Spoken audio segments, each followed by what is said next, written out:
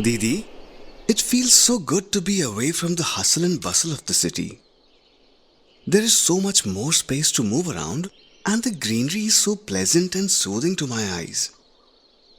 I wish I could live in a place like this forever.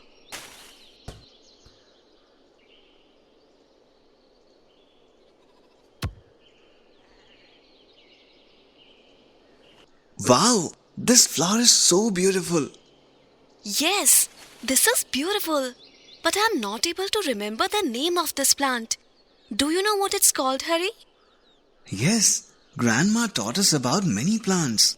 I am trying to recall the name, but I cannot. Actually, I know this plant has some medicinal use. Let me take this to Grandma.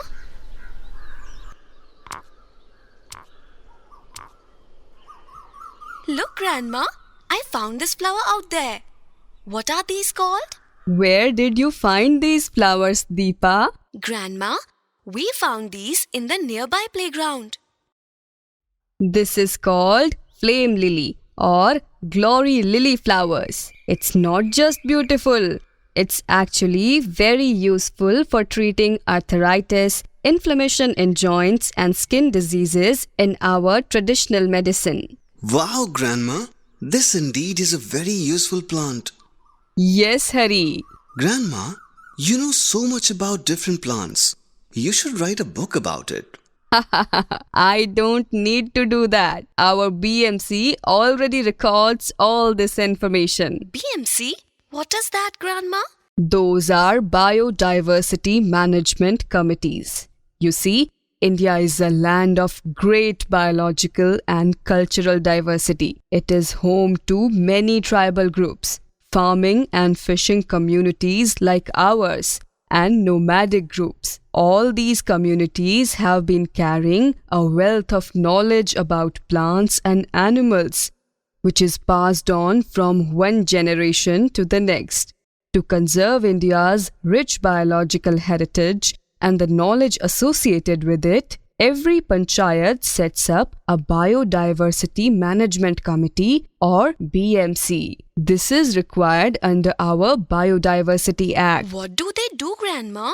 They make plans to ensure that biological resources in our region are used in such a manner that they can support us, our children, and all future generations. The documentation of local biological resources in the People's Biodiversity Register or PBR is one such task of the BMC. What is this register, Grandma? It is a document that contains detailed information on which plants and animals exist in the region and whether they can be used as medicine, food, or anything else that the local people know about. You know, plants and animals provide so many services to us. You might overlook those because you stay in a city and cannot observe them directly. But if you think about it, everything from food to medicines, cosmetics, and even perfumes have been obtained by the biological resources around us for thousands of years. That is why it is crucial for knowledge about these resources to be recorded and preserved so we don't lose our connection with our own environment. How do they prepare these registers? Good question. This is not a one-person job. Many people contribute to preparing these PBRs along with BMC members. These could be local people or technical support groups that consist of knowledgeable people from forest, agriculture, horticulture, animal husbandry, fisheries, researchers, colleges, schools, and NGOs. All these people bring their knowledge and unique perspectives, which helps the BMCs in identifying plants and animals. Does that mean PBR focuses mainly on the biological resources? No, dear. PBR focuses on many other things. Local people, their dependency on biological resources, biodiversity and people's knowledge including agricultural, animal husbandry practices, landscape and waterscape of the area, people's perspectives on management issues. Interesting.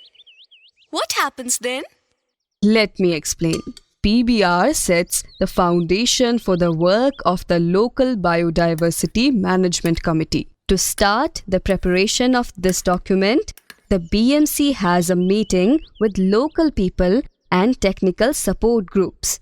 After all, they are the ones with all the knowledge. So, they discuss the objectives and purpose of the PBR. Next, the members are trained to collect data. Then begins the actual exercise of collecting all the local information. For this purpose, they interview many people and also record their own observations. Whom do they interview, Grandma?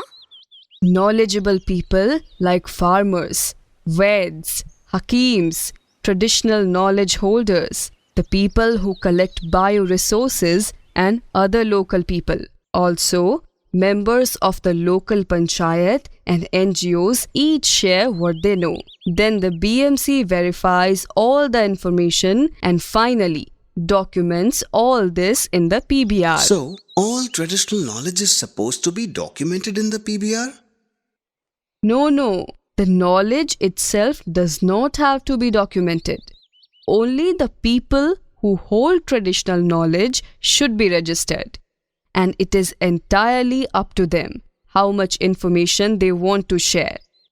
There are basically 3 options. The first is people can provide only their area of expertise and contact details. The second is, if they wish, they can document their specific knowledge, but they don't have to. And the third option, people in the village can also provide names of persons they know who are perceived to hold traditional knowledge. The ultimate objective is to protect this knowledge and practices. The knowledge itself remains the property of its holders. There are many steps involved in documentation process of People's Biodiversity Register. Step 1. Sensitization of the public about the need for local PBR documentation. Then Step 2. Training of BMC members and interested public in collection of data on biological resources and traditional knowledge. Step 3. Survey and other data collection. Step 4. Analysis and validation of data. Step 5. Preparation of the PBR. Step 6. Digitization of information. But Grandma, why do they need to document all this information? My dear, there are many benefits of documenting PBR. Benefits of documenting PBR: promoting sustainable management of agriculture, livestock, fish, forest resources to support livelihoods of local people. Creating opportunities to generate local income in return for access to biological resources and providing feedback on ABS applications. Collecting information for preparing the Biodiversity Management Plan to help address concerns relating to biodiversity and the impacts of adverse activities. Bringing science and local traditional practices together for the benefit and well-being of our society, today and in the future. Grandma, this was all about documenting. What happens when these resources are used? That's a very good question, Hari. Whenever some companies such as pharmaceuticals or cosmetic companies want to undertake research on any specific plant or other biological resource, or if they want to use the plants for commercial purposes, or hakims or veds want to use these resources or the traditional knowledge, the BMC maintains the record of their use. Details on the quantity of bioresources harvested and fees collected are recorded by the BMC. Do you mean all information relating to biodiversity is recorded in the PBR? Yes, absolutely correct. PBR will not be a one-time exercise of preparing printed books. It is maintained electronically as well as updated regularly. I told you, it's a dynamic living document, just like the constitution of our country. How do you know so much about BMC and people's biodiversity registers, Grandma? I have always loved plants. When I was your age, I was fascinated about nature. I used to collect different leaves and herbs and bombard my mother with questions about them. I am lucky to have married somebody who carries similar interests as mine. Your grandpa is a horticulturist and now the chairman of our BMC. So, we still talk a lot about these things. And do you know? I even gave an interview for PBR in our village. Wow! We never knew that. Grandma, I also want to learn about all these varieties of plants from you and become so knowledgeable that the BMC interviews me. I have an idea. Why don't we grow different medicinal plants in our backyard? Why not? And who knows, when you come back to live in the village, maybe you will even become a BMC member one day.